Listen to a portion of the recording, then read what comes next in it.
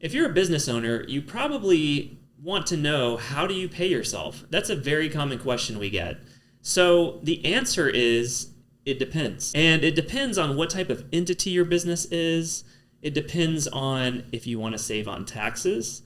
And we're going to dive into all the different ways business owners pay themselves. Yes, because a lot of times we see business entities they will set themselves up as a specific entity, maybe a partnership, and then they want to put themselves on payroll, and that's not allowed. So it really does matter how you pay yourself based on your entity structure. Yes. If you're an owner in a partnership, or if you're just a sole proprietor, you're not allowed to pay yourself as an employee.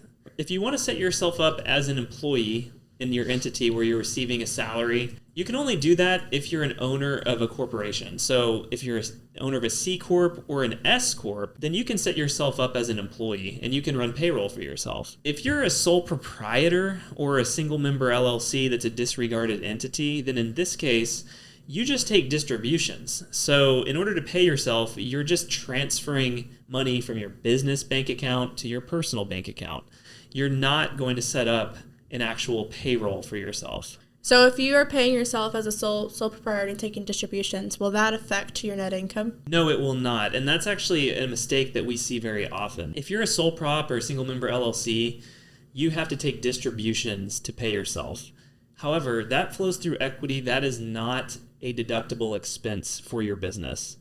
Your business is taxed on the net income, whether you as the owner take it or not. So with a single member LLC or a sole prop, you're taxed on the net income regardless of whether or not you take it. What about with a partnership? So with a partnership, it's similar, but it's also a little different. And so what we'll talk about now is what's called guaranteed payments.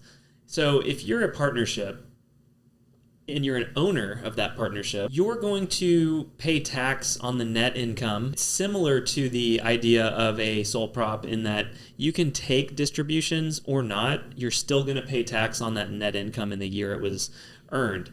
However, with a partnership, maybe one partner is kind of doing all the active day-to-day work and the other one is more of kind of an investor on the side.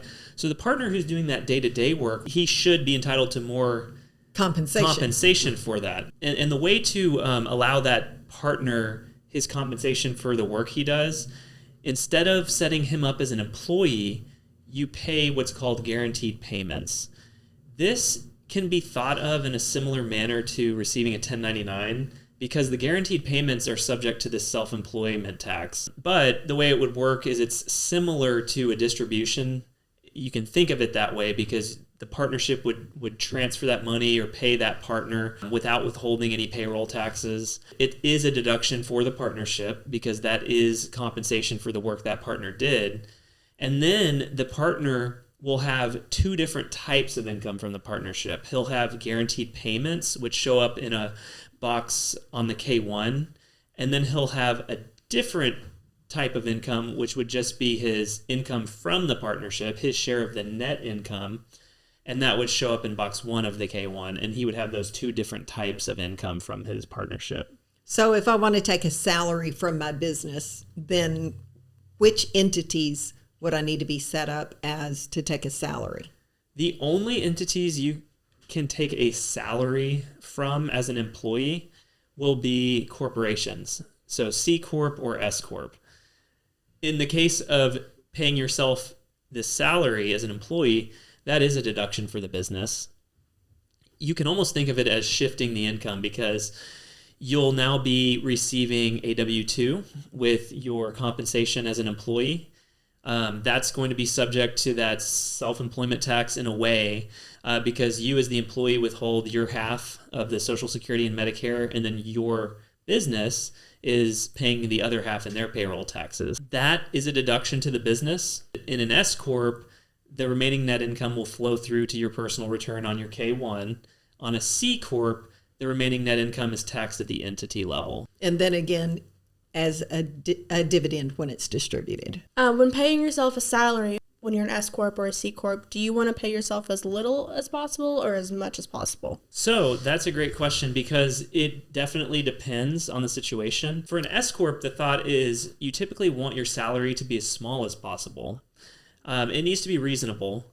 However, your salary is subject to that Social Security and Medicare tax, those payroll taxes, whereas your distributions from an S Corp are not. With an S Corp, you generally want that salary to be as small as possible. However, with a C Corp, you might actually want the salary to be larger because the C Corp is subject to the taxation on the entity level, and then again, whenever it pays out dividends. So the shareholders would be subject to the tax on the dividends.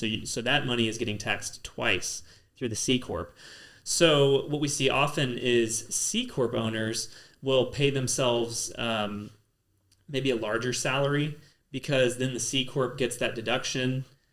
The C Corp's paying less tax at the entity level, and those earnings are flowing through to the shareholders' individual return through the W-2. And so there are so many different scenarios, and sometimes you want a high salary, sometimes you want a low salary. Maybe you need to be operating as an S Corp. Maybe you should just stay a DBA.